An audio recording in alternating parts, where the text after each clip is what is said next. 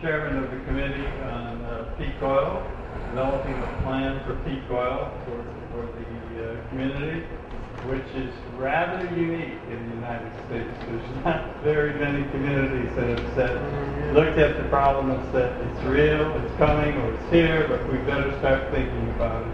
So we're very excited about having him here, his willingness to come, and let's give him a warm applause.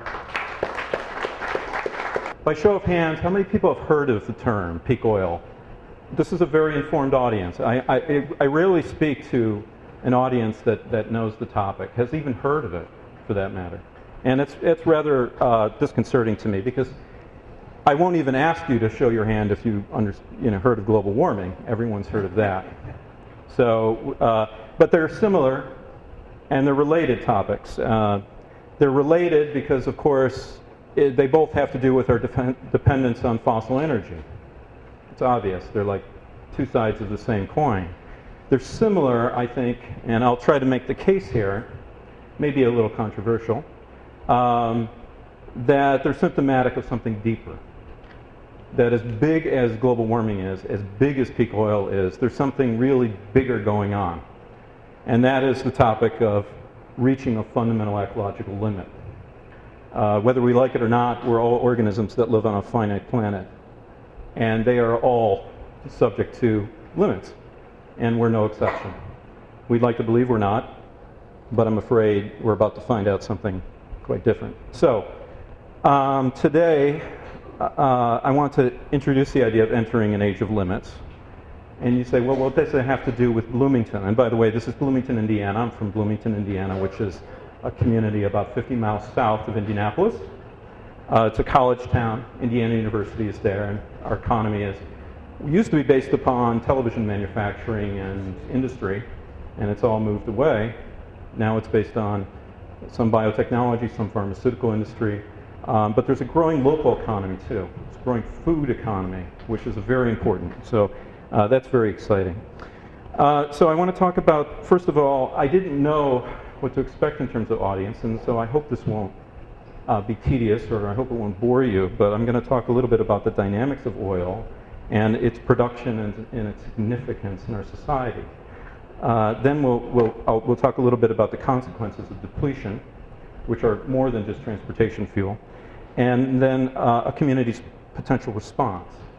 Potential meaning the report has been issued and it's being acted on, which is great from my point of view, but we don't know how far we'll go, and I hope that it's a long way. So the potential is there.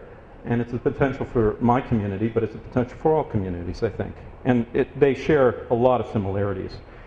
So let's talk a little bit about what oil represents to our society. It is finite. There's some people that believe it's infinite, but I'll dismiss that right away. We can talk about it later if you believe it's infinite, but since we're on a finite planet, say no more. It's non-renewable, and that is, it does renew, but it takes millions, tens of millions of years to renew. So we can essentially assume in the space of time of our society that it's non-renewable, and it's rapidly depleting. We're using more and more year on year. It is the transportation fuel that we rely on. About 90% of our transportation relies solely on petroleum or some distillate product of petroleum, diesel fuel, gasoline, and so forth, used worldwide. And oil is regarded as a primary energy source for our society. That is, it makes up almost 40% of our total energy. And the remaining primary energy sources are the other fossil fuels, unfortunately, natural gas and coal. It is important for other energy development, and it is vitally important for industry, mining, agriculture. They're all oil dependent at this point. So the challenge is to imagine a world that is significantly less oil dependent. I want to talk a little bit about what peak is, peak oil. What is peak oil? It's shorthand for a peak in global petroleum production. This is essentially an idealized curve of an extraction of any finite non-renewable resource. And it follows this shape. where in the early stages of its development or exploitation, it comes fairly easy. Back in Pennsylvania in the 1860s, the Drake well was only 90 feet deep. We weren't drilling offshore in a mile of ocean. We were drilling down 90 feet, and it was a gusher. It's still producing oil, but it peaked a long time ago. It's still producing about a quart or two a day, and you can go there and they have a museum. So it comes easy first, and we discover all of the large fields first, and then we discover fewer fields, and they get more and more difficult to find and to exploit until it comes to a point where we reach the apex of the curve, of the slope, of the bell curve, which is the peak. And no matter how much you try, and this has been demonstrated again and again, it's called peak oil theory, but it's so well known, field after field, region after region, country, now we're talking the world, it's so well observed. Once you reach that peak, it doesn't matter how much energy you put in, how much capital investment, how many holes you drill in the earth, you're not going to get any more production year on year. And that's the peak. And then it begins to fall. And this is an idealized peak where it's symmetrical on a vertical axis. It's not always so symmetrical.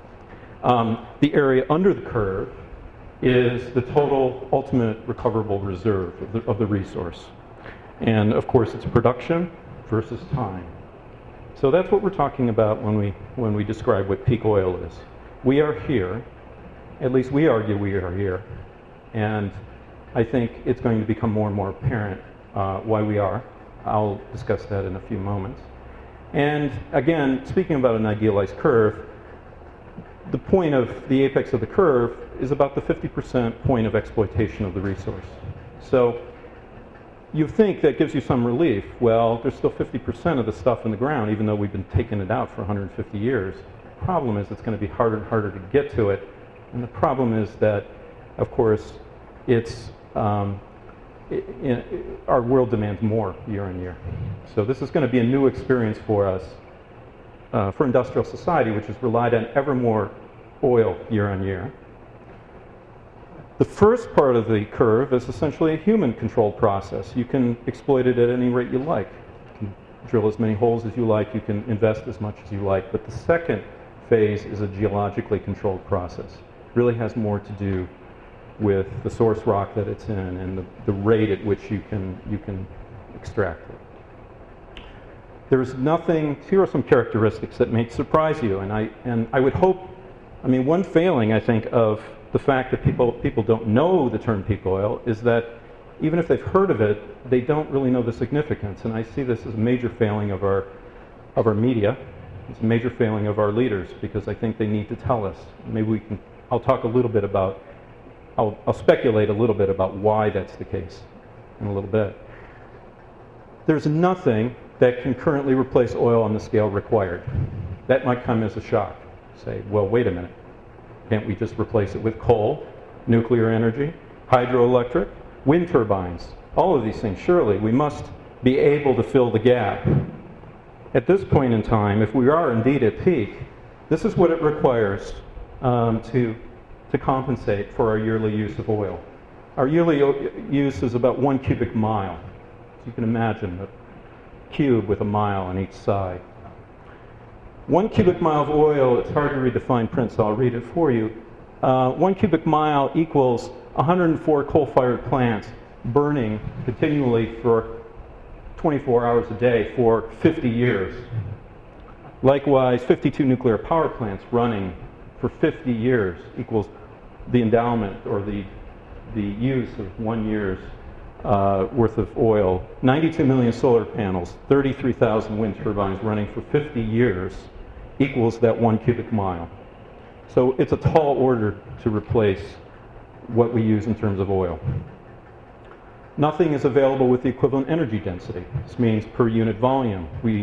Oil represents more energy per unit volume than anything that you can find in natural gas or in any coal for that matter. And historically it has a very high what's called EROEI, which stands for Energy Return on Energy Investment. That is energy profit. That's something that we need to talk more about if we're going to talk about energy substitutes, because it's almost never discussed, and it is the key. It is one of the keys for whether a resource or whether a type of energy is suitable to be used. People talk about oil shales or tar sands. They have a very low EROEI, very low energy profit. That means it takes, in the case of corn ethanol, it takes about as much energy put in as you get out of it. So it's not a matter of necessarily just cost. It's not a matter of just how many dollars it takes to produce an energy resource. It's a matter of sort of that trade-off. How much energy do you put in for how much energy you derive from it? That's key. Something economists never talk about, but it's absolutely essential. Yes, question? Do you know what it is today? For oil? Yeah. Estimates range, but it's about 15 to 1. 15 to 1. Historically, it's been about 30 to 1. It may be as low as 6. Tar sands are about 3 to 1. Oil shales, who knows? It might be 2 to 1. It's not the only consideration, because it's also, there's a scale problem too. And so how much can you scale up? Biofuels, yes, there's a place for biofuels. Probably corn ethanol is really lousy, but there might be some other biofuels that we can utilize. But the GAO, General Accounting Office, did a study a couple of years ago, and in their wildest dreams, they imagined 4% of our total fuel needs would be filled by biofuels. So it's the scale. We just simply don't have enough land mass. And if you think about the energy inputs in industrial agriculture, to get the high returns, from cultivation, we're going to have less oil going in and probably less natural gas going in to farm fields. So we're going to get less out, less crop, production. So, this is one consequence in 2008. If you remember, when oil price spiked, we ended up with a food spike as well, because a lot of the corn was being diverted away from corn syrup or products or animal feed or what have you into car engines. So we have to rethink about biofuels. I'm not saying dismiss it or throw it out. I think it's an important source, and it could be used locally, and it should be used in very specific purposes, but there's no way, we don't have enough planet to grow biofuels to replace all the oil we use. Our transportation infrastructure is totally based on petroleum, nearly so.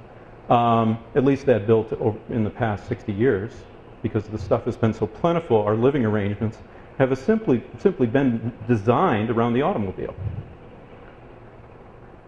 So this is a bit controversial. So please ask questions at any point and challenge this if you have a question with it. But this is some good news. This is 1 million tons of oil equivalent per year of energy, alternative energy resource contribution to our energy portfolio globally. And this is good news. It's going up pretty fast. So we can all feel good about that. And you can see that the major contribution is from wind. Solar's creeping up. It's probably going to increase. And of course, we're talking now about not only solar panels, but thermal solar and things like that could be utilized in desert areas. Geothermal has a contribution as well, but wind is really promising. But if you look at that contribution to the yearly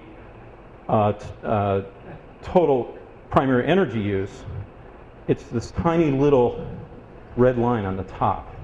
So it gives you the idea of the scale that we need to encounter in the future to swap out fossil fuels. I want it to happen. I want this to happen as quickly as possible. But we have to also recognize what we're up against. It's huge. So oil is the blue wedge on the bottom, and that's going into depletion.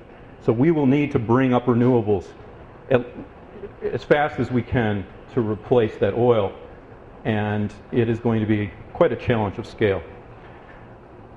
Back to the question about profit ratios. Here's fuel source, various fuel sources compared in terms of energy profit ratios, energy in and energy out. 1970, it was about 30 to 1. Today's U.S. oil production is about 15 to 1. It's getting crappier year on year because the resource is getting worse